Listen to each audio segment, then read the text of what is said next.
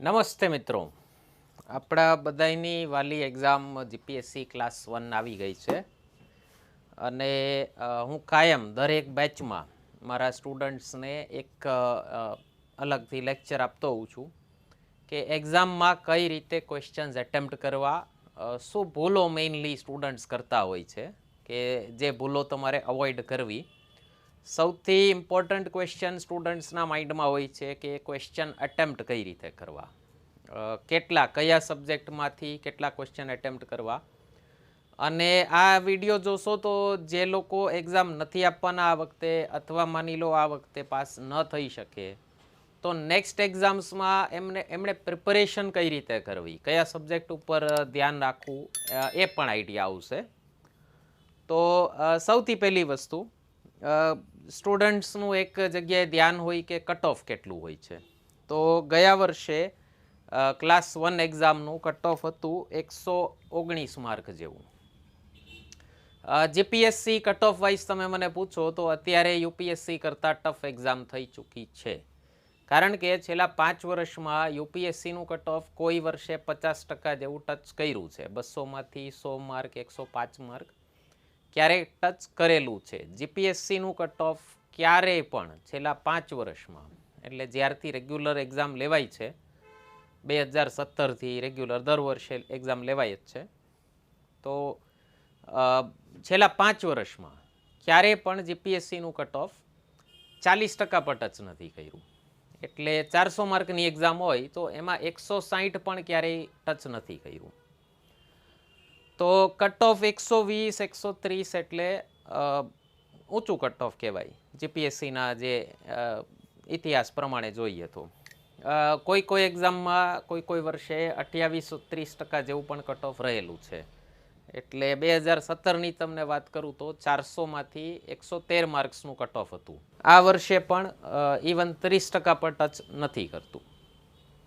એક મોટી ભૂલ વિદ્યાર્થીઓ શું કરતા હોય કે ઘરેથી કટ ઓફનો આંકડો નક્કી કરીને જાય કે આટલું કટ ઓફ હોવું જોઈએ. એક્ઝામનું પેપર જોયા પહેલાં કોઈને આઈડિયા ન આવે કે કટ ઓફ કેટલું હશે, અને બંને પેપર જોયા પહેલાં આઈડિયા ન આવે કે કટ ઓફ કેટલું હશે. હું ક્યારેય અટકળો લગાવતો નથી આટલું કટ ઓફ હોય છે.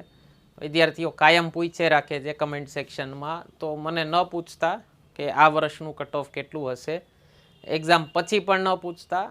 હું ખોટી અટકળબાજીમાં નથી માનતો, આવી જાય ત્યારે જોઈ લેવાનું. તમે પ્રિલિમ્સ આપો એટલે તમને આઈડિયા આવી જાય કે મારી એક્ઝામ પાસ થાય છે કે નહીં. જે સ્ટુડન્ટની એક્ઝામ પાસ થતી હોય એને ખ્યાલ જ હોય, જેની ન થતી હોય એ બીજાને ઉલ્લુ બનાવતા હોય, ઘણીવાર પોતાને ઉલ્લુ બનાવતા હોય કે રિઝલ્ટ આવે પછી ખ્યાલ આવે કે મારી એક્ઝામ પાસ થઈ છે કે નહીં. તમને ખ્યાલ જ હોય, એક્ઝામ આપ્યા પછી સ્ટુડન્ટને ખ્યાલ જ હોય એક્ઝામ પાસ છે કે નહીં. અને માની લો નથી પાસ થતા અને મેઇન્સની તૈયારી ચાલુ કરી દેશો તો નુકસાન જેવું કાંઈ નથી. મારા મેઇન્સ સોલ્યુશનના લેક્ચર્સમાં મેં ઘણી વખત કીધેલું છે કે મેઇન્સ પર્સપેક્ટિવથી તૈયારી કરશો તો પ્રિલિમ્સ પાસ કરવી સહેલી થઈ જશે. આખી સોલ્યુશન સિરીઝ સોલ્વ કરીને મૂકી દીધી છે, અહીંયા તમારી લિંક આવી ગઈ હશે, અથવા ડિસ્ક્રિપ્શનમાં પણ એક લેક્ચરની લિંક પડી હશે, જોઈ શકો છો. પ્રીવિયસ યરના મેઇન્સના પેપર સોલ્વ કરવાથી એક ફાયદો એ થતો હોય કે ઘણીવાર બેઠે બેઠા એ જ ટોપિકમાંથી ક્વેશ્ચન નેક્સ્ટ પ્રિલિમ્સમાં, મેઇન્સવાળો ક્વેશ્ચન નેક્સ્ટ પ્રિલિમમાં વન લાઇનર તરીકે આવી જતો હોય. આ વાળી એક્ઝામમાં પણ ઘણા બધા આવ્યા હતા. માર્ચ મહિનામાં જ પ્રિલિમ્સ મેઇન્સ બંને લેવાની, પહેલાં મેઇન્સ લેવાની પછી પ્રિલિમ્સ લેવાની. તો મેઇન્સમાંથી ઘણા બધા બેઠા ક્વેશ્ચન આ વાળી એક્ઝામમાં, આ તમારી ક્લાસ 1ની પ્રિલિમ્સમાં પૂછી નાખ્યા હતા, એના બેઠે બેઠા. તો નુકસાન શું થાય, એક તમે તમારા ઘરેથી મનમાં એક નક્કી કરીને ગયા હો આંકડો કે આટલું કટ ઓફ હોવું જોઈએ. એ આટલા કટ ઓફ ઉપરથી પછી વિદ્યાર્થીઓ બીજું એક નક્કી કરે કે મારે આટલા ક્વેશ્ચન એટેમ્પ્ટ કરવા જોઈએ. જેમ કે 130-40નું કટ ઓફ જો વિદ્યાર્થી ડિસાઇડ કરીને જાય તો એક્ઝામમાં ક્વેશ્ચન એટેમ્પ્ટ કરશે 200, ઘણા 240 સુધી જાય છે. 200 ક્વેશ્ચન એટેમ્પ્ટ કરવા માટે તમે શું કરશો, બંને પેપરમાંથી 100 ક્વેશ્ચન એટેમ્પ્ટ કરશો. ઈમાનદારીથી કહું છું, જેણે ટોપ કરી હોય ને એક્ઝામ, ઓકે, એવા 5-7 જણા છોડી દો, એના સિવાય મને નથી લાગતું કેટલા લોકો બે પેપરમાંથી 100 120 ક્વેશ્ચન્સમાં કમ્ફર્ટેબલ હોય. એ લોકોનું લેવલ જ ઘણું ઊંચું થઈ ગયું છે. Same goes with UPSC. મેં ઘણા વિદ્યાર્થીઓને જોયા છે કે ખોટું બોલતા હોય. અને આ કોમ્પિટિટિવ એક્ઝામ છે સાહેબ. આમાં તમારા મિત્રો પણ તમને સાચી સલાહ નહીં આપે, કારણ કે નોકરી એક જ છે, દાવેદાર વધારે છે. ઓકે, એટલે તમારે કોની વાત માનવી ન માનવી તમારે એવું ડિસિઝન છે.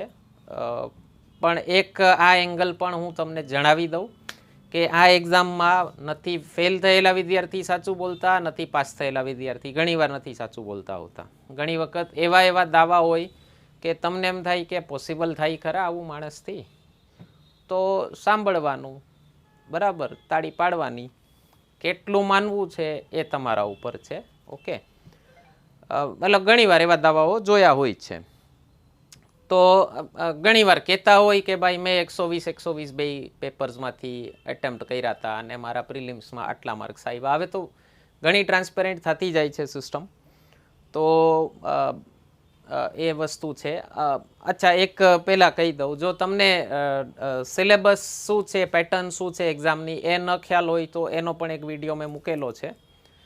એની લિંક પણ ડિસ્ક્રિપ્શનમાં પડી હશે, અથવા આ લેક્ચર પૂરો થાય પછી અહીંયા ક્યાંક આવી જશે, તો જોઈ લેજો. તમને ખ્યાલ જ ન હોય કે પેટર્ન શું છે તો, બરાબર. આ પ્રિપરેશન સ્ટ્રેટેજીનો વિડીયો નથી, આ એક્ઝામ સ્ટ્રેટેજીનો વિડીયો છે. એક્ઝામમાં કઈ સ્ટ્રેટેજી અપનાવશું. એટલે શું થાય, ઘરેથી નક્કી કરીને ગયા હોય આંકડો કટ ઓફનો, એટલે પછી સ્ટુડન્ટ્સ અઠિયા મારે. ઇંગ્લિશમાં ફ્લુક કહેવાય, હિન્દીમાં તુક્કા કહેવાય, આપણે કાઠિયાવાડીમાં બાંગા કહીએ, ફાકા મારે. ઓકે, ખ્યાલ ન હોય પછી અગડમ બગડમ ગમે એ કરી અને એટેમ્પ્ટ કરી દે. તમારી એક્યુરસીનો રેટ મારી દ્રષ્ટિએ 90 to 95% રાખવાનો છે. ઓકે, 70% નહીં ચાલે, 80% નહીં ચાલે. શું નુકસાન થાય બતાવું તમને. ગયા વર્ષનું કટ ઓફ હતું 120, તમે એની હાયર લિમિટ લઈને ચાલો, 130થી વધુ કટ ઓફ જવાના ચાન્સીસ બહુ ઓછા. મેં તમને કીધું એમ, જો એનાથી વધુ કટ ઓફ જાય તો પેપર સહેલું હોય તો આપણે પણ ઇઝીલી ક્વેશ્ચન્સ એટેમ્પ્ટ કરી શકીએ. ઓકે, ક્યારેય પેપર અઘરું જોઈને ચિંતા ન કરવી. પેપર અઘરું જોઈને ચિંતા એ કરે જેણે તૈયારી કરી જ નથી, જેણે આટા ફેરા કર્યા છે. ક્યારેય સિન્સિયર સ્ટુડન્ટ પેપર અઘરું જોઈને ચિંતા ન કરે, બરાબર. કોઈ વિદ્યાર્થીને પૂછો તમે કે 130 ક્વેશ્ચન સાચા કરવા હોય તો એમાં કેટલા એટેમ્પ્ટ કરવા પડે, તો એ એમ કહેશે કે 180 તો કરવા જ પડે ને. આપણે શું માનીને ચાલીએ કે 50 એક ખોટા પડે તોય આપણે સેફ રહીએ ને. પણ આ એક્ઝામમાં નેગેટિવ માર્ક્સ છે, યાદ રાખજો. માની લો તમે 180 ક્વેશ્ચન એટેમ્પ્ટ કરો છો અને આમાં તમારી એક્યુરસી 80% છે, તો 80% આના 20%, 36 માઇનસ કરું હું, એટલે થયા 144. અને આનો 1/3 માઇનસ કરવાનો છે. હજી આ જે નેગેટિવ ક્વેશ્ચન્સ તમે ખોટા ક્વેશ્ચન્સ એટેમ્પ્ટ કર્યા એના 1/3, એટલે હું લગભગ માનો ને આડે ગાડે 12 માર્ક્સ હું આના માઇનસ કરું તો તમારા માર્ક્સ થશે 132. સાહેબ તમે એકદમ કિનારે ઊભા છો. આમાં જો હજી 2-3 ક્વેશ્ચન્સ ઘટાડું તુક્કાના તો તમે કિનારે આવીને ઊભા રહો અને અફસોસનો પાર ન થાય. જે સ્ટુડન્ટે 0.50 માર્કથી 1 માર્કથી પ્રિલિમ્સ મિસ કરી હોય, પ્રિલિમ્સ ફેલ થયા હોય, એને પૂછજો કેટલું અઘરું લાગે એ. ઓકે, તમને એમ થાય કે ડીવાયએસઓ આપી દેશું, પીઆઈ આપી દેશું, એક ક્લાસ ઘટે એટલે તમારી સેલેરી ઓન એન એવરેજ 12,000 જેવી ઘટી જાય. ઓકે, તમારી ઈચ્છા. માની લો તમે, મેં જેમ કીધું એમ કે ઘણા વિદ્યાર્થીઓ 100 ક્વેશ્ચન બે પેપર્સમાંથી કરતા હોય, 110, 120 આવા બધા ક્વેશ્ચન એટેમ્પ્ટ કરતા હોય. માની લો હું લેસર સ્કેલ ઉપર ચાલું છું, 200 ક્વેશ્ચન્સ તમે ટોટલ એટેમ્પ્ટ કર્યા અને એક્યુરસી છે તમારી 75%. જેમ ક્વેશ્ચન્સ વધશે એમ એક્યુરસી ઘટતી જશે. કઈ રીતે પણ હમણાં સમજાવું છું. આમાં તમારી એક્યુરસી છે 75%, એટલે આમાં તમે ખોટા કર્યા છે 50. તમારા માર્ક્સ થયા 150.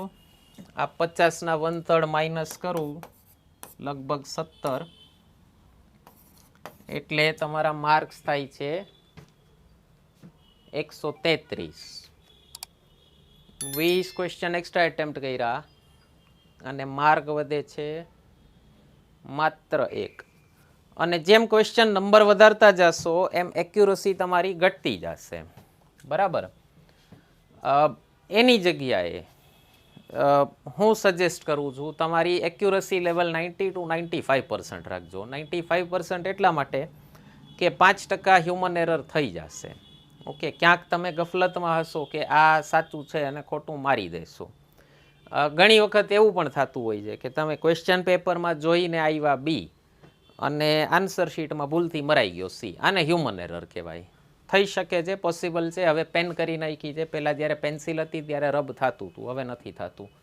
પેલું બ્લેડથી ચેકવાના ને એવા ધંધા ન કરતા. ખ્યાલ આવી જાય, ચેકેલું હોય નહીં. એટલે જો મરાઈ ગયો તો મરાઈ ગયો, જવા દેજો, બીજા ક્વેશ્ચનમાં લડી લઈશું. એની જગ્યાએ મેં તમને કીધું હમણાં, ક્વેશ્ચન્સ વધતા જાય એમ તમારો એક્યુરસીનો રેશિયો ઘટતો શું કામ જાય? તમને ઓવરઓલ આવડતા હોય, માની લ્યો 140 થી 150 ક્વેશ્ચન્સ જ આવડતા હોય.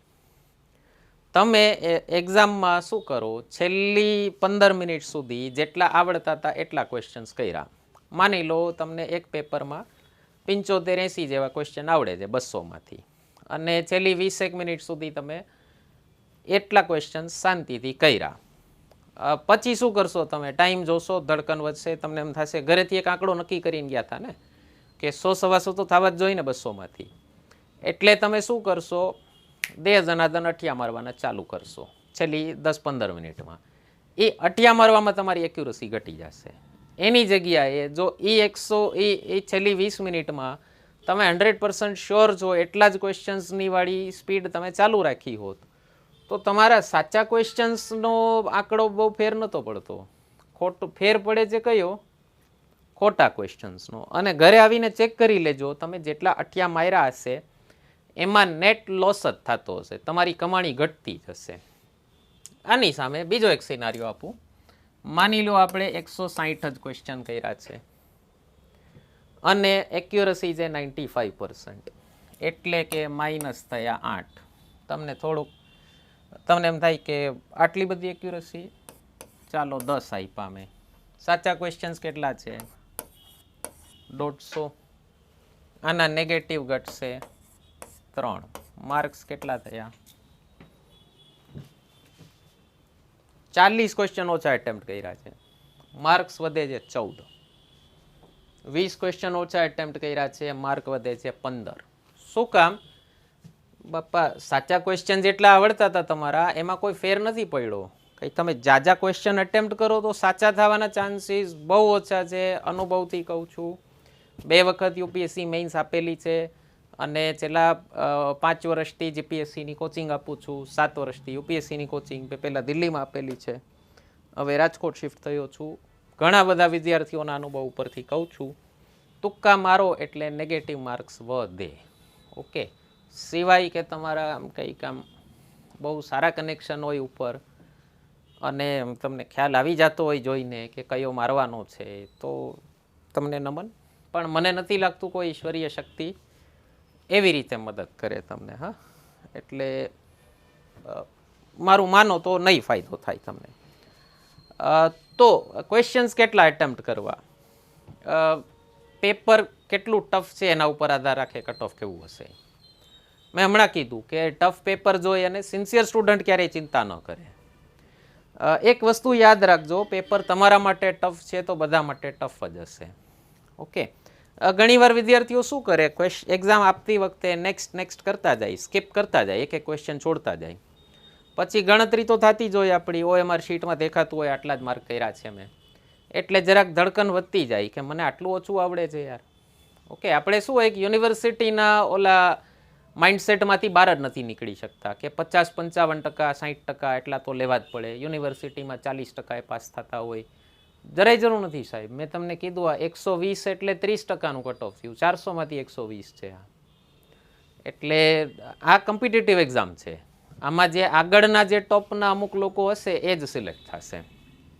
બરાબર? તો એટલે પહેલી વસ્તુ એવી ખોટી ટેન્શન ન કરતા. અને ઘણીવાર શું કરે વિદ્યાર્થી એક્ઝામમાં બેઠો બેઠો વિચારતો હોય કે તૈયારીમાં ક્યાં ગડબડ રાખી દીધી હતી. એક સબ્જેક્ટ છે જે બધા વિદ્યાર્થીઓનો કાચો છે, બધાની છેલ્લા 5 વર્ષથી સિરદર્દી બનેલો છે, આર્ટ એન્ડ કલ્ચર, સાંસ્કૃતિક વારસો.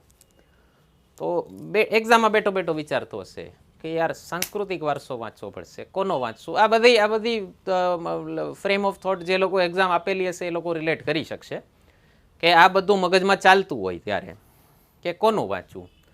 એક્ઝામમાં આવા પ્રશ્નો થાય, ઇવન પ્રિપરેશન ટાઈમે આવા પ્રશ્નો થાય, તો તમારી જાતને 3 ક્વેશ્ચન પૂછવા. મારી એક ટેસ્ટ છે 3 નોઝ. જો 3 ક્વેશ્ચનનો આન્સર ના હોય તો તમે બરાબર જાઓ છો, તમારી પ્રિપરેશન બરાબર જાય છે.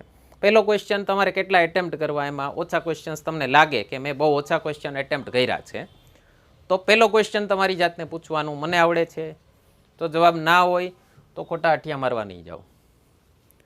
બીજો ક્વેશ્ચન પૂછવાનો કે મને નહીં આવડતું હોય તો બીજા બધાને આવડતું હશે.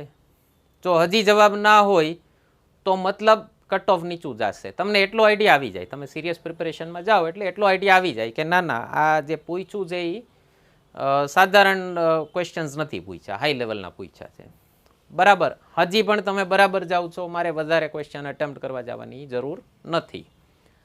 ત્રીજો ક્વેશ્ચન તમારી જાતને પૂછવાનું, તમને ટેન્શન થાય તો કે મેં શું કર્યું આટલો ટાઈમ. વાંચ્યું હોત તો યાદ રહેત. સાંસ્કૃતિક વારસો એક સબ્જેક્ટ એવો છે કે તમે વાંચીને થાકી જશો તો પણ યાદ રહેવો અઘરો છે. ઓકે, તમારા કોઈ મિત્ર હોય એક્સેપ્શનલી ગુડ હોય સાંસ્કૃતિક વારસામાં, તો એક્સેપ્શનલી ગુડ કે એક્સેપ્શનલી બેડ લોકોને ક્યારેય એક્ઝામ્પલ લઈને ન ચાલવું. જેનો અતિ સારો સબ્જેક્ટ હોય કોઈ પર્ટિક્યુલર સબ્જેક્ટ, એને એક્ઝામ્પલ લઈને ન ચાલવું. બરાબર, દરેકનો એકાદો વિષય દરેકનો સારો હોય જ. તો બીજો ક્વેશ્ચન, જો ત્રીજા ક્વેશ્ચનનો જવાબ પણ ના હોય કે વાંચ્યું હોત તો યાદ રહે, તો તમારી પ્રિપરેશન સ્ટ્રેટેજી પણ બરાબર જાઓ છો. ક્યાંક તમારા એકાદા સબ્જેક્ટ એવા છે જે જેના ઉપર તમે ફોકસ ઓછું કર્યું હતું અને એમાં માર્ક્સ વધી શકત, તો આપણે એ વાળા સબ્જેક્ટ્સ ઉપર ફોકસ કરશું. કઈ રીતે આગળ સમજાવું હમણાં. તો તમારા 2 પેપર્સ છે, એક છે GS1 અને બીજું છે GS2. GS1માં તમારા 4 સબ્જેક્ટ્સ હોય છે: હિસ્ટ્રી, આર્ટ એન્ડ કલ્ચર, સાંસ્કૃતિક વારસો, કોન્સ્ટિટ્યુશન અને મેથ્સ અને રીઝનિંગ. ઓકે, ચારેયના લગભગ 50-50 ક્વેશ્ચન જ પૂછે છે. પેપર 2માં પણ એવી જ રીતે છે, 4 સબ્જેક્ટ્સ છે, ચારેયના 50-50 ક્વેશ્ચન જ પૂછે છે. આર્ટ એન્ડ કલ્ચર વિદ્યાર્થીઓને આમ મોંઘો એટલે લાગે કે આમાં બહુ ઓછા ક્વેશ્ચન્સ આવડતા હોય. ઓકે, ભારત બહુ જ કલ્ચરલ ડાયવર્સિટીવાળો દેશ છે, સાંસ્કૃતિક વિવિધતાવાળો દેશ છે. આટલું મોટું કલ્ચર તમે જો ફર્યા ન હો લોકો વચ્ચે તો યાદ રાખવું અઘરું, ફરવા જાઓ તો એક્ઝામ પાસ થવી અઘરી. ઓકે, એટલે આ એક કઠણાઈ છે જરાક આપણી એક્ઝામ પ્રોસેસની. તો સિવાય કે તમે જમીન સાથે જોડાયેલા ન હો, ગામડે ગામડે ફર્યા ના હો, મતલબ અલગ અલગ જગ્યાઓએ એમાં રસ ન લીધો હોય તો યાદ રાખવું બહુ અઘરું. જો રસ હોય, તમને નેચરલી ગમતું હોય તો યાદ રાખવો સહેલો છે. ફર્સ્ટ ટાઈમર્સ માટે, ફર્સ્ટ સેકન્ડ ટાઈમ જે એક્ઝામ આપતા હોય એ લોકો માટે બહુ મોટો સિરદર્દીનો વિષય છે આર્ટ એન્ડ કલ્ચર. આ પેપરમાં તમારા 2 સ્કોરિંગ સબ્જેક્ટ્સ છે, કોન્સ્ટિટ્યુશન અને મેથ્સ. મેથ્સ એટલે કે જનરલ મેન્ટલ એબિલિટી, તમારું મેથ્સ અને રીઝનિંગ વાળો જે પોર્શન હોય છે.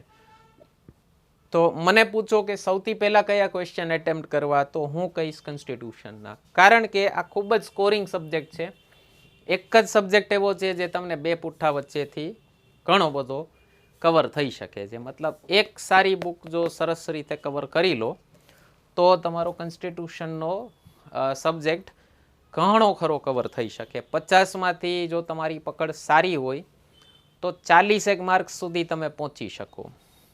વધારે લાગે તમને કે 40 આટલા બધા, મેં કીધું એમ અમુક લોકો એક્સેપ્શનલી ગુડ હોય દરેક સબ્જેક્ટમાં, છતાં પણ તમે 30 જેવા ક્વેશ્ચન્સ તો આરામથી કરી શકો. 30-35 ક્વેશ્ચન કોન્સ્ટિટ્યુશનમાંથી કરી શકો. કેટલું ટફ છે એના ઉપર પણ આધાર રાખે છે. ગયા વખતનું પેપર વધારે ટફ હતું તો તમારા પાછા સાચા ક્વેશ્ચન્સ ઘટી જાય. મેથ્સ એક સબ્જેક્ટમાં હું સજેસ્ટ કરીશ કે વૈદિક મેથ્સનો એક કોર્સ કોઈ જગ્યાએ કરી લેજો. જે પ્રોપર IBPS વાળા કે કોર્સ કરાવતા હોય તો ત્યાં જો સરસ રીતે તમને વૈદિક મેથ્સ ભણાવતા હોય તો હું સજેસ્ટ કરીશ કોર્સ કરી લેજો. કોઈ સમય હતો કે જ્યારે જીપીએસસીનું જે બધા ઇન્સ્ટિટ્યૂટ્સ જીપીએસસીના કોર્સમાં જે થોડુંક મસ્તું મેથ્સ ભણાવતા હોય છે એટલા મેથ્સથી ચાલી જતું હતું. હવે નથી ચાલે એમ, કારણ કે મેથ્સનો કોર્સ જ ઘણો ખૂબ લાંબો હોય છે. 3-3.5 મહિનાનો કોર્સ આપણે પણ જે વૈદિક મેથ્સવાળો ચાલે છે એ પણ ઘણો લાંબો હોય છે. તો એટલે મારું માનો તો એ એક કોર્સ એકવાર કરી લેજો, તમને આમાં પેપર 1માં ખૂબ સારા સ્કોર કરી શકશો. આપણા સ્ટુડન્ટ્સ મેથ્સના 50માંથી જેણે પેલો વૈદિક મેથ્સવાળો કોર્સ કરેલો હોય છે એ લોકો 50માંથી 30-35 માર્ક્સ રમતા લઈ શકે છે. એટલે આ બે સબ્જેક્ટ્સ ખૂબ સ્કોરિંગ થઈ છે અને આ બે ઉપર ફોકસ કરશો તો તમારું મેરિટ તો આમાંથી થઈ જશે. 3rd નંબર આપજો હિસ્ટ્રીને, 4થો નંબર આપજો આર્ટ એન્ડ કલ્ચરને. ઓકે, તો ગયા વખતે જે ક્વેશ્ચન્સ પૂછ્યા હતા એમાંથી મેં એક તારવ્યા છે મારી રીતે, અમુક સ્ટુડન્ટ્સને પણ પૂછીને, કે ઇઝી કેટલા હતા અને ઇઝી ટુ મોડરેટ કેટલા હતા અને ટફ કેટલા હતા. તો જેમ કે હિસ્ટ્રીમાં ઇઝી ટુ મોડરેટ હતા 20 અને ટફ હતા બાકીના 30. ટોટલ 50 નહોતા, 49 હતા આમાંથી. આર્ટ એન્ડ કલ્ચરમાંથી 51 હતા, જે પણ. અને આર્ટ એન્ડ કલ્ચરમાં એવી જ રીતે ઇઝી ટુ મોડરેટ હતા 14, ટફ હતા 35. 2 ક્વેશ્ચન કેન્સલ થયેલા છે. એની સામે કોન્સ્ટિટ્યુશનમાં તમે મને પૂછો તો ઇઝી ટુ મોડરેટ હતા 33. ગયા વખતનું કોન્સ્ટિટ્યુશન જરાક આઉટ ઓફ ધ લીગ પૂછ્યું હતું. ટફ હતા 11, ક્વેશ્ચન કેન્સલ થયેલા છે 4. જે 4 કેન્સલ થયા છે એ પણ સહેલા હતા, એટલે આમાં 37 ગણી શકો તમે. કોન્સ્ટિટ્યુશનના પણ પૂરા 50 નહોતા. અને બાકી મેથ્સમાં સહેલા હતા 42. તો મેં તમને કીધું એમ આમાં પણ તમને એમ થાય કે તમે કીધા ઇઝી ટુ મોડરેટ 33, તો બધા આવડે જેવું જરૂરી થોડી છે, કોઈ જરૂર નથી. હું બહુ સાધારણ ટાર્ગેટ આપું છું, એકદમ હ્યુમનલી પોસિબલ પ્રેક્ટિકલ ટાર્ગેટ આપું છું. મારે કોન્સ્ટિટ્યુશનમાંથી ફક્ત 25 જ ક્વેશ્ચન કરવા છે સાચા. થઈ શકે કે નહીં? 50% ક્વેશ્ચન કહું છું. કટ ઓફ 63% છે ને, તો કોઈ સબ્જેક્ટમાં તમે 50% એ પહોંચો છો તો એ તમને બીજા સબ્જેક્ટ કરતાં અપર એજ અપાવશે. મેથ્સ ગયા વખતે ઇઝી હતું, ઘણું ઇઝી હતું. એની પહેલાંના વર્ષે ઘણું સારું એવું ટફ પૂછ્યું હતું. આમાંથી હું એમ કહું છું 30 ક્વેશ્ચન થઈ શકે. ઓકે, પછી હિસ્ટ્રી અને આર્ટ એન્ડ કલ્ચરમાં તમને જેટલા આવડે એટલા કરો. હું એમ કહું છું આમાંથી મારે ખાલી 15 જ કરવા છે હિસ્ટ્રીમાંથી. અને આર્ટ એન્ડ કલ્ચર બધાનું નબળું છે, હું એમ કહું છું 10 જ કરવા દે, 7 જ ક્વેશ્ચન કરવા. 50માંથી 7 કહું છું. 40 ક્વેશ્ચન 42 ક્વેશ્ચન તમે સ્કીપ કરી દેજો. આ જે 14 વાળા છે ને એ એક્સેપ્શનલી ઇઝી હતા, આરામથી સરળતાથી થઈ જાય એવા હતા. સારું ઠીકઠાક એવું રીડિંગ હોય તો. કેટલા થયા ક્વેશ્ચન? 55, 70, 80. આપણું કટ ઓફ છે 120 થી 130. તો આપણે ગેમમાં છીએ હજી, બરાબર. પેપર 2માં પણ અગેન 4 સબ્જેક્ટ છે, એમાં પણ 2 ઇઝી, 2 સ્કોરિંગ, 2 થોડાક ટફ એવા સબ્જેક્ટ છે. અને ચારેયના 50-50 ક્વેશ્ચન જ હોય છે લગભગ છેલ્લા 5 વર્ષથી આ પેટર્ન સેટ થઈ ગઈ છે જીપીએસસીની. તો પહેલો સબ્જેક્ટ છે જોગ્રાફી. ઘણો વાસ્ટ સબ્જેક્ટ છે, ટ્રેડિશનલ સબ્જેક્ટ કહેવાય. આમ ટ્રેડિશનલ સબ્જેક્ટ એટલે જેમાં બહુ ફ્રિકવન્ટ ચેન્જીસ ન થતા હોય એવો વિષય, પણ ખૂબ મોટો સબ્જેક્ટ છે. હિસ્ટ્રી જેવો જ છે, પકડમાં આવવો અઘરો છે. તમે ગમે એટલું વાંચો તો પણ ઘણા બધા ક્વેશ્ચન્સ એવા હોય કે ક્યાંથી પૂછ્યા છે ખબર ના પડે. બીજો સબ્જેક્ટ છે સાયન્સ એન્ડ ટેકનોલોજી. જીપીએસસી યુપીએસસીનું સાયન્સ એન્ડ ટેક આપણે પહેલાં વાત થઈ છે, એમ પહેલાં પણ એક વિડીયોમાં વાત થયેલી છે. આ તમારું જનરલ સાયન્સ નથી. જનરલ સાયન્સનો મતલબ થાય ફિઝિક્સ, કેમિસ્ટ્રી, બાયોલોજી. મતલબ જે એની સાયન્સની થિયરી હોય, જે તમે સ્કૂલમાં આને ભણ્યા હશો અથવા બીએસસીવાળા છોકરાઓ ભણતા હોય. અગેન બહુ મોટા સબ્જેક્ટ થઈ જાય જનરલ સાયન્સ, અને નોન સાયન્સ બેકગ્રાઉન્ડવાળા છોકરાઓને તો માથે હથોડા પડતા હોય એટલા અઘરા સબ્જેક્ટ હોય છે. બહુ મોટા સબ્જેક્ટ થઈ જાય, ગમે એટલું વાંચો, ન યાદ રહેવાની ગેરંટી અને ન તમને એમાંથી ક્વેશ્ચન ફસાવાની ગેરંટી. જીપીએસસી યુપીએસસીવાળા સાયન્સમાં સાયન્સ એન્ડ ટેકનો મતલબ થાય છે સાયન્સનું જે પ્રેક્ટિકલ એપ્લિકેશન કરો એના ઉપરથી કેવા ક્વેશ્ચન્સ ઉદ્ભવે. જેમ કે કોઈ નવી ટેકનોલોજી આવી હોય, જેમ કે ઇન્ટરનેટ ઓફ થિંગ્સ વિશે ક્વેશ્ચન હતો આ વખતે. એક સેટેલાઇટ અને વેપન્સ તો ખાસ હશે ને હશે જ, એના ક્વેશ્ચન હોય જ છે. તમે ઇસરો અને ડીઆરડીઓ બે ઉપર ખાસ નજર રાખજો, ઘણા બધા ક્વેશ્ચન ફસાશે એમાંથી. બીજું કાંઈ નવું થઈ જાય, ઇલોન મસ્ક કાંઈ નવું કરી નાખે, 5G ટેકનોલોજી આવે, 6Gની વાત ચાલે છે, આ બધું જે કરંટમાં ચાલતું હોય, જે સાયન્સ અને ટેકનોલોજીકલ પોર્શન, એના ઉપરથી ક્વેશ્ચન્સ આવવાના ચાન્સ વધારે હોય છે આમાં. એટલે જો કરંટ ઉપર નજર રાખો તો આમાંથી ઘણા બધા ક્વેશ્ચન ફસાશે તમારા. પણ નોન સાયન્સ બેકગ્રાઉન્ડના છોકરાઓ માટે આમાંથી ક્વેશ્ચન એટેમ્પ્ટ કરવા થોડાક અઘરા હોય છે. એના માટે ઇવન આઉટ કરવા માટે, એના માટે લેવલ પ્લેઇંગ ફિલ્ડ કરવા માટે જીપીએસસીએ આ જ પેપરમાં બીજો સબ્જેક્ટ મૂક્યો છે ઇકોનોમિક્સ. એટલે નોન સાયન્સ બેકગ્રાઉન્ડવાળા માટે, કોમર્સવાળા, આર્ટ્સવાળા માટે ઇકોનોમિક્સ સ્કોરિંગ સબ્જેક્ટ થઈ જશે. આ સાયન્સવાળાઓને આમાં થોડીક તકલીફ પડતી હશે. બંનેના ક્વેશ્ચન એટેમ્પ્ટ કરવાની પેટર્નમાં ઘણો ફરક પડી જશે. સાયન્સ બેકગ્રાઉન્ડવાળા સ્ટુડન્ટ આમાં વધુ ક્વેશ્ચન કરી શકશે, નોન સાયન્સવાળા આમાં કરી શકશે. લેવલ સામાન્ય જ હોય છે બંનેનું. તમે મથો થોડીક, એમાં મહેનત કરો તો બધા સબ્જેક્ટ ઉપર કમાન્ડ મેળવી શકો, એ રીતના ક્વેશ્ચન્સ પૂછે છે આ લોકો. અને ચોથો સબ્જેક્ટ કહેવાય છે કરંટ અફેર્સ. આમાં પણ આના જેમ જનરલ સાયન્સનો એક નાનકડો પોર્શન અલગથી પેટા પ્રકાર પડે છે. એના બહુ થોડાક ક્વેશ્ચન પૂછ્યા છે, 13-14 જેવા, 11-12 જેવા જનરલ સાયન્સના પૂછ્યા છે. એવી જ રીતે કરંટમાં પણ એક અલગથી બીજો પેટા પ્રકાર હું પાડીશ, જેને કહેવાય છે ઇન્ટરનેશનલ રિલેશન્સ. કારણ કે યુપીએસસી ઇન્ટરનેશનલ રિલેશન્સને એક અલગ સબ્જેક્ટ તરીકે ટ્રીટ કરે છે. અને છેલ્લા થોડાક વખતથી જીપીએસસીએ ઇન્ટરનેશનલ રિલેશન્સના ક્વેશ્ચન વધારવાનું ચાલુ કર્યું છે. એટલે આ વખતે પણ લગભગ 10-11 જેવા ક્વેશ્ચન્સ એના હતા. તો આવનારા સમયમાં બની શકે કે એનું પોર્શન થોડું વધી શકે. તો એની પણ એક ચર્ચા જોશું આપણે.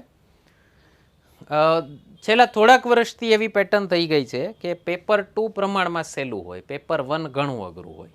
અને ઘણી વખત એવું થાય કે વિદ્યાર્થીઓ પેપર 1 જોઈ અને એટલા હતોત્સાહિત થઈ જાય કે પેપર 2 દેવા જ ન જાય. આવી ભૂલ મહેરબાની કરીને ન કરવી. એક વાત ખાસ યાદ રાખજો, તમારા માટે એક્ઝામ અઘરી છે તો બધા માટે અઘરી હશે જ. ઘણીવાર વિદ્યાર્થીઓ એવું વિચારી લે કે પેપર 1માં આટલા ઓછા માર્ક આવ્યા છે, આ અઘરું છે, પેપર 2 પણ અઘરું હશે તો શું કરશું. પહેલી વસ્તુ, એવું બનશે નહીં. પેપર 1 અઘરું હશે તો પેપર 2 સહેલું હશે જ. કારણ કે એ લોકોને ભરતી કરવી છે, મસ્તી નથી કરવી. કે એવું તો ક્યારેય ન કરે કે આ વખતે એવી એક્ઝામ લેવી કે કોઈ પાસ જ ન થાય, તો એને શું ફાયદો. બીજી વસ્તુ, માની લો 2 પેપર અઘરા છે તો મેરિટ તમારું નીચું જશે. બની શકે જીપીએસસી આ વર્ષે એવા મૂડમાં હોય કે 400માંથી 100 માર્ક્સનું જ કટ ઓફ રાખવું છે. ઓકે, તમે તમારી ધીરજ કેટલી રાખી શકો છો, અઘરા સમયમાં મગજ કેટલું સ્થિર રાખી શકો છો, એની એક પરીક્ષા કહેવાય એને.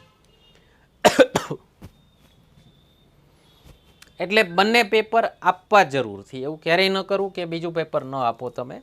એવું પણ ન વિચારવું કે ફર્સ્ટ પેપર અઘરું છે એટલે આમાંય ઓછા માર્ક્સ થયા છે, બીજા પેપર પણ અઘરું હશે એમાંય ઓછા ક્વેશ્ચન થશે, તો લાવો પહેલામાં થોડાક વધુ ક્વેશ્ચન કરી નાખીએ. મહેરબાની કરી અઠિયા ન મારતા. કટ ઓફ કેટલું હશે એ જીપીએસસીને નક્કી કરવા દેજો. તમે જાતે નક્કી ન કરતા કે આટલું કટ ઓફ હોવું જોઈએ. ક્વેશ્ચન્સ અઘરા હોય તો કટ ઓફ નીચું જાય, ક્વેશ્ચન સહેલા હોય તો કટ ઓફ ઊંચું જાય. તો જોગ્રાફીમાં પણ આ રીતે 2 પોર્શન કર્યા છે. ઇઝી ટુ મોડરેટ જેવા 19 હતા અને ટફ જેવા લગભગ 30 હતા. 2 ક્વેશ્ચન કેન્સલ થયા છે. ટોટલ 51 ક્વેશ્ચન હતા જોગ્રાફીમાં. એની સામે ભરપાઈ થઈ ગયું છે ઇકોનોમિક્સમાંથી 49 ક્વેશ્ચન હતા. સાયન્સ એન્ડ ટેક મેં કીધું એમ જનરલ હું લઈને ચાલુ કે નોર્મલી સામાન્ય સ્ટુડન્ટ્સને થોડુંક ટફ લાગે એવું સેક્શન હોય છે, કારણ કે ક્યારેક ટેકનિકાલિટી પૂછી નાખતા હોય તો આપણે શ્યોર ન હોય કે આ ટેકનિકાલિટી સાચી છે કે નહીં. તો આમાં પણ ઓછા ક્વેશ્ચન્સ એટેમ્પ્ટ થાય એવું છે, બહુ ઝાઝા ક્વેશ્ચન્સ એટેમ્પ્ટ થાય એવું નથી.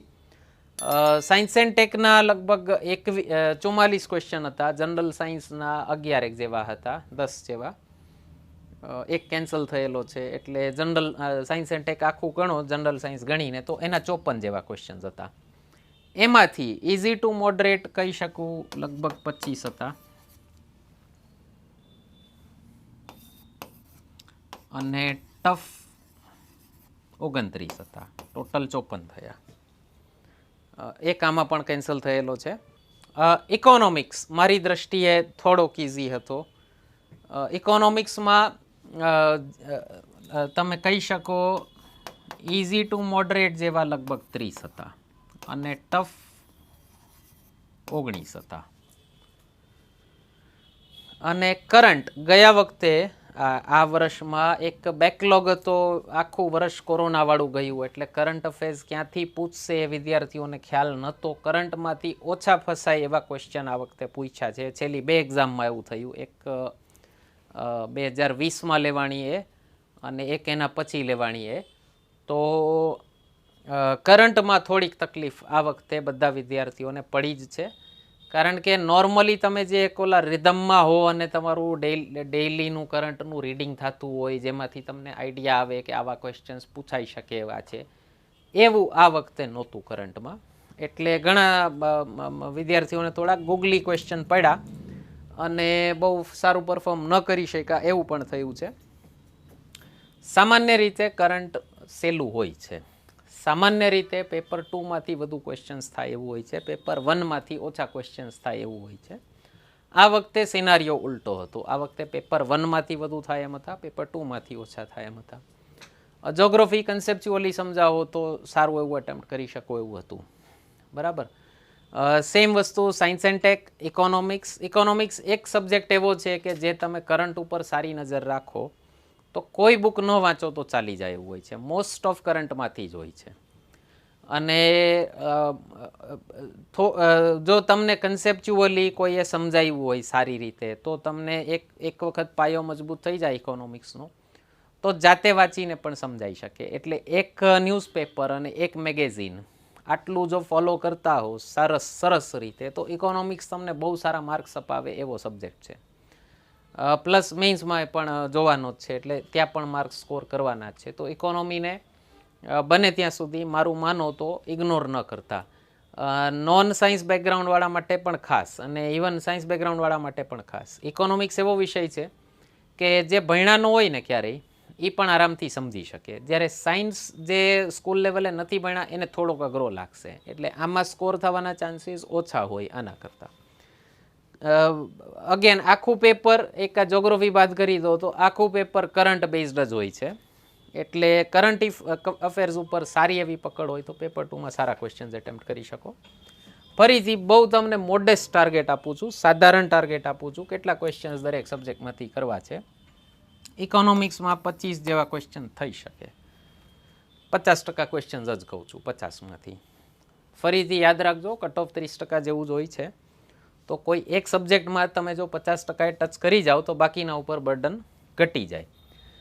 એની સામે સાયન્સ બેકગ્રાઉન્ડવાળા સ્ટુડન્ટ્સને એમ લાગે કે આમાંથી 25 કઈ રીતે થાય, તો એ લોકો બની શકે એને અન્ડરસ્ટેન્ડિંગ સારી હોય સાયન્સની તો એ સાયન્સમાં વધુ એટેમ્પ્ટ કરી શકે.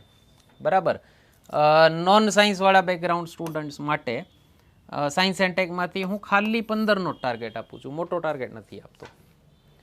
જોગ્રાફી માટે અગેન હું માત્ર 15નો ટાર્ગેટ આપું છું, જાજો નથી આપતો. અને કરંટ અફેર્સ જો રીડિંગ સારું છે તો તમે 20-25 ક્વેશ્ચન ટચ કરી શકો. મને ઘણા જોબ કરતા સ્ટુડન્ટ્સના ફોન આવેલા કે સર અમે લોકો ડેઇલી 1.5-2 કલાક કરંટ નથી વાંચી શકતા, તમે 15થી 20નો ટાર્ગેટ રાખો કરંટનો. 25એ જઈ શકો તો બહુ સારું કહેવાય, પણ મારે જવું નથી, હું એકદમ તમને લો ટાર્ગેટ આપવા જ બેઠો છું. માની લો આમાં મારે 15થી 20 કે બહુ તો બહુ મેક્સિમમ 25 આટલે સુધી જઈ શકો તમે. આ એક સબ્જેક્ટ એવો છે કે તમે ધારો એટલા માર્ક્સ વધારી શકો કરંટમાં. બહુ થોડીક મહેનતથી બહુ સારા એવા માર્ક્સ મળી જાય એવો સબ્જેક્ટ છે. એટલે આપણું જે આર્ટ એન્ડ કલ્ચર યાદ નથી રહેતું, જોગ્રાફી ક્યાંથી વિષય પૂછા સબ્જેક્ટ ક્વેશ્ચન પૂછે ખબર નથી પડતી, હિસ્ટ્રી પણ અગેન પકડમાં આવે એવો સબ્જેક્ટ નથી, સાયન્સ એન્ડ ટેક સમજાતો નથી, એ બધું ભરપાઈ તમે ક્યાંથી કરી શકશો? આ સબ્જેક્ટ છે તમારો. તો કેટલા થાય જો આ રીતે પણ એટેમ્પ્ટ કરો તો? 30, 25, 55, 15 કરો તો 70, 20 કરો તો 75. પહેલામાંથી 80 કર્યા છે આપણે, બરાબર. આમાંય તમારે હજી 5 ક્વેશ્ચન્સ વધારવા હોય તો 2-3 ઓપ્શન છે તમારી પાસે 3 સબ્જેક્ટ્સના. તો 2 પેપર્સમાંથી 80 ક્વેશ્ચન્સ જેવા તમે એટેમ્પ્ટ કરી શકો ઇઝીલી. ફરીથી કહું છું, મહેરબાની કરી અઠિયા ન મારતા. તમે 100% શ્યોર હો એટલું જ લખજો. તમને એમ થાય કે ટોટલ 40 ક્વેશ્ચન્સ જ આવડ્યા તો 2 પેપરમાંથી, તોય વાંધો નહીં. તમને એટલીસ્ટ ખબર પડશે કે હું કેટલા પાણીમાં છું. એનાથી વિપરીત સિનારીઓ શું થાય? માની લો તમને 50 જ ક્વેશ્ચન આવડે, ચાલો બહુ અતિશય ખરાબ તૈયારી છે, નહોતું બરાબર સમજાયું, કાંઈ પણ થયું, ગોખણપટ્ટી કરી હતી, ક્વેશ્ચન નથી સમજાતો, જે પણ હોય. માની લો 50 જ ક્વેશ્ચન આવડે 400માંથી, તમે એ 50 જ સાચા કરીને આવશો તો તમને માર્ક્સ મળશે 50. માની લો 50 આવડે છે અને 200 એટેમ્પ્ટ કર્યા અને માર્ક્સ બહુ ઓછા આવશે. માની લો 100 જ ક્વેશ્ચન આવડે છે 400માંથી અને 250-300 જેવા એટેમ્પ્ટ કરી નાખ્યા અઠિયા મારીને. ઓકે, માની લો 200-250 એટેમ્પ્ટ કરી નાખ્યા અને તમારા માર્ક્સ આવશે 50, તો તમને બહુ દુઃખ થશે. હા, તમને એમ થશે કે મેં 250 ક્વેશ્ચન કર્યા અને એમાંથી મને 50 જ માર્ક આવ્યા. તો બની શકે કે તમે ફ્યુચરમાં એક એક્ઝામ જ ન આપો. તમે એમ કહી દો કે આ મારા બસની નથી. જ્યારે માની લો તમને 100 ક્વેશ્ચન આવડતા હોય અને કટ ઓફ 120 આવે, 118 આવે, તો તમે જાજા દૂર નથી, બરાબર. તમારી એક્ઝામના રિઝલ્ટનું એનાલિસિસ કઈ રીતે કરો એ બહુ જરૂરી છે નેક્સ્ટ એક્ઝામ સારી રીતે પાસ કરવા માટે. ઓકે, એટલા માટે હું ખાસ કહું છું, મહેરબાની કરી અઠિયા ન મારો, તુક્કા નહીં મારો. તમારો કોન્ફિડન્સ ડાઉન થશે. માઇનસમાં પણ માર્ક્સ જોયેલા છે મેં. હા, એ ક્યાંથી આવ્યા હોય? આવડતું હોય એના કરતાં જાજા ફાંકા મારી દીધા હોય. બીજી વસ્તુ, એક ભૂલ ક્યારેય ન કરવી. તમે ફેલ થાવ અને માર્ક્સ જ ન જોવો, એ ભૂલ ક્યારેય ન કરવી. એટલે કે પ્રોફેશનલ ભાષામાં તમારી કરિયર તમે ખતમ કરી નાખી એવું કહેવાય એને. એ વસ્તુ ક્યારેય ન કરતા. ગમે એટલા માર્ક્સ હોય, જીગર રાખવાનું. આપણું જ પેપર છે, જોવાનું કેવું પરફોર્મ થયું, જોવાનું. વેપારી ગમે એવડું નુકસાન કરે ને એની સમીક્ષા કરે જ. 1 કરોડ રૂપિયાનું નુકસાન પણ કર્યું હોય ધંધામાં તો પણ એની સમીક્ષા કરશે કે કેમ નુકસાન થયું, જોવા દો મને. નહીં તરીની ભૂલ તમે રિપીટ કરી રાખો, બરાબર. તો એક એ મહેરબાની ન કરવું.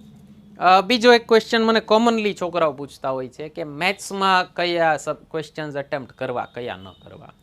એક જોમેટ્રીને તમે બને તો દૂરથી અડજો, કારણ કે જોમેટ્રીના ક્વેશ્ચન્સ 2 થી 3 મિનિટ ખાઈ જાય એવા હોય છે. તમે 1 મિનિટથી વધારે નહીં આપી શકો એક ક્વેશ્ચનને, બરાબર. એટલે જોમેટ્રી છેલ્લે રાખજો. રિઝનિંગ પ્રમાણમાં સહેલું પૂછે છે જીપીએસસી, એ પહેલાં કરી શકો છો. અને બાકી વૈદિક મેથ્સ ઉપર તમારી પકડ હશે તો બધા ચેપ્ટર્સ તમને જોમેટ્રી સિવાયના ઘણા સહેલા લાગશે. જોમેટ્રીમાં કોઈ શોર્ટકટ હોતી જ નથી, છે જ અઘરું એ, બરાબર. તો એમાં ન જતા. જોમેટ્રી એવો એક ટોપિક છે કે તમને ગમે એટલું મેથ્સ કર્યા હો, ભલભલો કોન્ફિડન્સ તમારો ભાંગી નાખે એક જ જોમેટ્રી. બાકીના બધા ચેપ્ટર્સનો કોન્ફિડન્સ ભાંગી નાખે એવો સબ્જેક્ટ, એવો એક ટોપિક છે એ.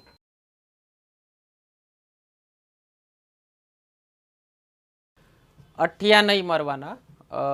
તમે જેમાં ડબલ માઇન્ડમાં છો, ઘણી વખત આપણે વાંચ્યું હોય, અધૂરું યાદ હોય. ઓકે, તમને 2 ઓપ્શનમાં કન્ફ્યુઝન થતું હોય, એને 2 માઇન્ડ કહેવાય. અઠિયા કેને કહેવાય? ખબર જ નથી અને એમને મારી દો તો એને અઠિયો કહેવાય. એને ફ્લુક કહેવાય, ટોટલી ફાંકા માર્યા કહેવાય. તો એ ફાંકા નથી મારવા મારે. તમને ક્યાંક ડાઉટ હોય કે આ હશે કે આ હશે, બરાબર, એવા ચાન્સ લઈ શકો છો. અગેન, કયો અઠિયો છે, કયો ચાન્સ છે, કેટલા ટકા તમે શ્યોર છો એ તમે જ નક્કી કરી શકો, અમે નક્કી ન કરી શકીએ. અમારું કામ હોય તમને ગાઈડ કરવાનું. કોચનું કામ હોય કેટલા પ્રકારના બોલ ફેંકાતા હોય અને એને રમવા કઈ રીતે એ શીખડાવવું. પણ જ્યારે એકચ્યુઅલ બેટિંગ કરતો હોય બેટ્સમેન ત્યારે કેવો બોલ આવ્યો છે એ તો કોચ ન કહી શકે ને. એટલે પેપર કેટલું ટફ છે, એક્ઝામ કેટલી અઘરી છે એ તો તમને જ ખ્યાલ આવે ત્યાં બેઠા. બરાબર. મારા ખ્યાલથી એવું કોઈ મિકેનિઝમ હજી થયું નથી કે પ્લેયરના આંખમાં ગોગલ્સ હોય, એમાં કેમેરા હોય અને એનું ડિસ્પ્લે કોચ પાસે હોય અને પ્લેયરના કાનમાં એક ડિવાઇસ હોય અને કોચ ત્યાંથી બેઠો બેઠો ઓલા ડ્રેસિંગ રૂમમાંથી બેઠો બેઠો ગાઈડ કરતો હોય કે જો બેટા ગુગલી લાગે છે હો. પણ આવું જો પોસિબલ હોય તો કોચ કે ગુગલી લાગે છે ત્યાં તો આઉટ થઈ ગયો હોય ને સાહેબ. ફ્રેક્શન ઓફ સેકન્ડમાં ડિસિઝન લેવાતા હોય. તો એવી આપણે તો કોઈ પોસિબલ છે નહીં કે અમે તમને પેપર જોઈને કહી શકીએ એક્ઝામમાં કે ટફ છે. તો આશા કરું છું આપણું એનાલિસિસ તમને ગમ્યું હશે. કોઈ ક્વેશ્ચન હોય કમેન્ટ સેક્શનમાં પૂછી શકો છો. બીજો વિડીયો કયા આવા કોઈ વિષય ઉપર બનાવો એ પણ કમેન્ટ સેક્શનમાં કહી શકો છો. અમુક લોકો હીરોગીરી કરવા માટે પણ કમેન્ટ કરશે જ કે આવું બધું તો ખબર જ હોય બધાને. તો બાપડા આ વિડીયો તમારા માટે નહોતો, તમે છતાંય જોયું અને કમેન્ટ કરી એના માટે તમારો પણ આભાર ખૂબ કે તમે તમારો કિંમતી સમય કાઢ્યો. ઘણી બધી એડવાઇસ ફર્સ્ટ ટાઈમર્સ માટે હોય, ઘણી બધી એડવાઇસ એવા લોકો માટે હોય કે જે 2-3 એટેમ્પ્ટથી ક્લિયર નથી કરી શકતા, જેન્યુઇનલી તૈયારી કરે છે, દિલથી તૈયારી કરે છે, છતાંય થોડાક માર્ક્સથી અટકી જાય છે. તો આપણે એવું થાય ખાડામાં પડી ગયા છીએ, કોક આપણને આવીને કાઢી જાય તો એ જ અમારો હેતુ હોય કે તમને એ રીતે મદદ કરીએ. બરાબર. તો કાંઈ પણ તમારો જે પણ ફીડબેક હોય જાણ કરજો અમને, ખૂબ આનંદ થશે. ધન્યવાદ.